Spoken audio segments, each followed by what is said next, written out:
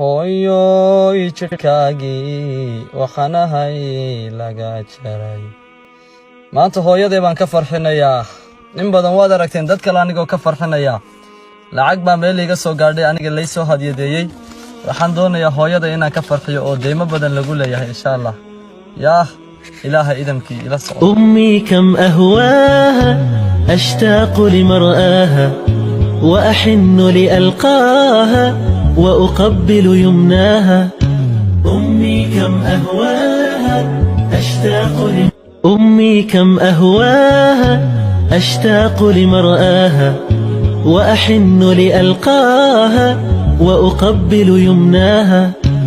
أمي كم أهواها أمي كم أهواها أشتاق لمرآها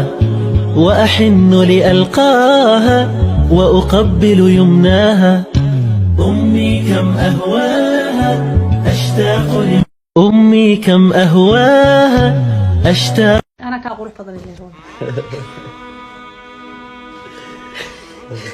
halkan bal waxaad ku tiraahdaa dadka u sheego aalada TikTok gabdhaha ku waashay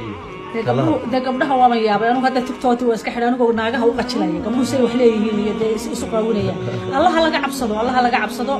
Ilaahay laga cabsado bishana waa bisha barakeysan waxaad yeeshaan gabdhow ceebownayo in ceebayseed inaga ilaaliyo sidan iska bedela sidan wax ka bedela Ilaahay la xiriira subhanahu wa ta'ala iyagu waa Ilaahay la xiriira ana waan idin ducaynaynaa sida ugu wanaagsan markaad yeeshaan ee xijaabataan Ilaahay la xiriiraan salaadina tukataan bismillah ana ducadaan idin ku darayna laakiin inta sidantiin inkaar ba ka dhacaysa anagana waa naga dhacaysa dadka kalena waa ka dhacaysa sida la bedelo ragina aad buu cabanaya hayna caawaynin